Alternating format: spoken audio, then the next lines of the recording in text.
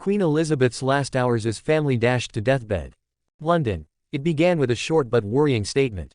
Less than 48 hours after a frail but smiling Queen Elizabeth II was photographed appointing new Prime Minister Liz Truss, her doctors said they were concerned.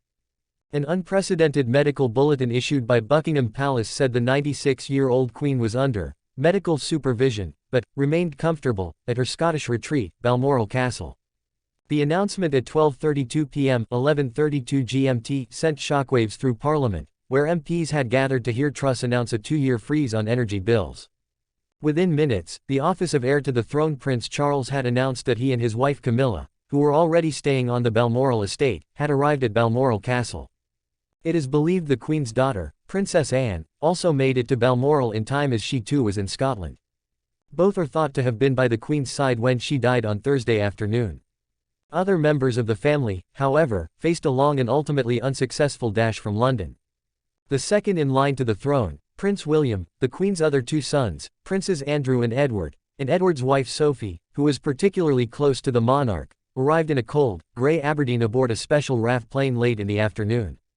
William, who has now become the heir, then took the wheel of the car for the 80-kilometre (50-mile) drive to Balmoral. But by the time the grim-faced royals swept through the gate of Balmoral just after 5 p.m., it was already too late. Around half an hour earlier, at 4:30 p.m., the Prime Minister had been informed the Queen had died that afternoon.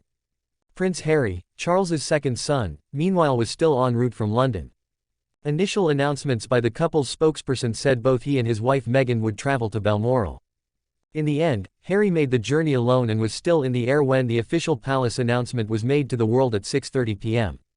He did not arrive at Balmoral until much later. BBC royal correspondent Nicholas Witchell speculated live on air that Meghan, who has made a string of damaging criticisms of the royal family, did not make the journey in the end, for fear she might not be terribly warmly welcomed. The palace statement said the Queen had died peacefully, but in line with royal tradition did not give any cause of death.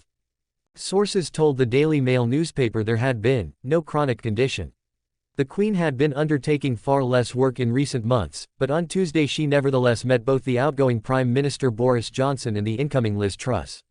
The sources told the Daily the Queen had been in good spirits, despite her recent and well-documented mobility issues, but took a sudden turn for the worse during the night of Wednesday to Thursday.